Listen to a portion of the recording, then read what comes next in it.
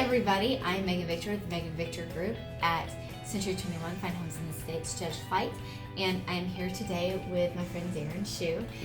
He owns SaniTech Services, has done a fabulous job for me in the past. He's done really great jobs for my clients as well.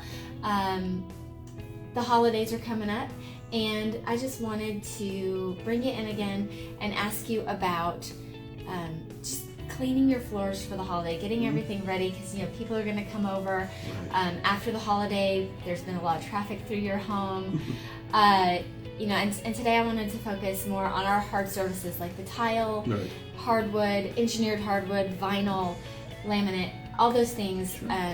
Because you got to maintain those things as well. Yes. They can kind of get some wear and tear over time. Yep. So Megan, that's the one question that I get a lot is, well, why is my hard surface looking dull and dingy? I thought this would be easy. It gets mopped regularly, and unfortunately, we have a lot of misinformation about hard surface cleaning. Okay. The problem with hard surfaces is that when we clean them in the traditional way, using mops and water and buckets, and when our cleaning people do that, or a janitorial service in a commercial setting, the cleaner never really gets extracted properly off of the floor. So even though you clean it momentarily and it looks much better, there is a fine layer of the cleaner that gets left on there as a residue. Okay. Over time that gets built up. And that really is the cause of a lot of what we see as damage. Why does my floor look damaged? Why is it hazy? What's this dullness that that's not what I bought. Yeah, right? That's not what I wanted. So the issue is usually it's a buildup. It's not damage. It's a buildup of cleaner.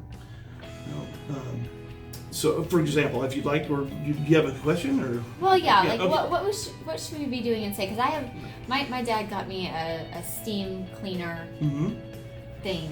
I don't remember what. There are brand a few it is. tools out there. Yeah. I've got one, and that's what I use a lot to get up some of like the stains that the kids drop on the floor and that sort of stuff, and it works really well. And that's just water. It is. It's not just water, though. That's the problem. Steam cleaners are great for limited use on tiles, even natural stone. If you, again, limited use. I would highly suggest that you never use a steam cleaner on any laminate. It's the film that it covers the laminate is very thin, and it's not that it's fragile, but if you do have a nick in it, that steam is going to be able to be forced into it, and over time it will create little spots that will eventually rise up, and you get bubbles in your laminate. It will delaminate. So and then we have a spot, and those are really not easily fixable. It's not that you can cover them up, you can hide them with a variety of different things, but if you have an area that starts to delaminate, then your eye will catch that, especially if it's in a high traffic area, in an open area. Okay. Hardwoods, you just never want to. It's just not a good idea. Even if you watch it very carefully, you can always use a damp mop. But I just tell people all the time, do not use a steam on anything that's wood. You can use it on tile, but don't use it deep. The problem with grout lines on when using a steam mop is that's where the dirt is. That's where we see our dirt, is in the grout lines. And if you continually use it, you'll break down the sealer that's in the grout, and you can soften up the top of the grout itself, which then you'll feel the sand come out, and it will soften that up, and then you'll have a divot which collects more dirt. You go to clean it, and you just create. It's so convenient. But so how often is too often to be using my steam cleaner? Honestly, I would say spot cleaning is perfectly okay. Again, not on laminates. So please don't. Never on laminates. Never on laminates. But that's. We're not going to do that. But for spot cleaning, it's fine. But I've actually done restoration cleaning for someone who has, or several people actually, who regularly used their steam mop on their grout lines. That's what worked. but then it just kept getting dirtier faster Okay. because the soil buildup happens much faster rate. Okay, cool. Well, while we're on grout lines, what should we do about our grout lines? Because that grout gets real dirty real fast. So there are some great products on the market right now. So if you happen to be building or putting in new tile, I highly suggest that you use the pre-sealed grout. There's a there's a product name called Latacrete. That's one of them. I believe that there are some others on the market, but that actually has a sealer inside the grout when it puts in. When it gets when the tiles get put in. That stuff is great. It is more expensive, so a lot of people choose to go the traditional cementitious grout without the sealer.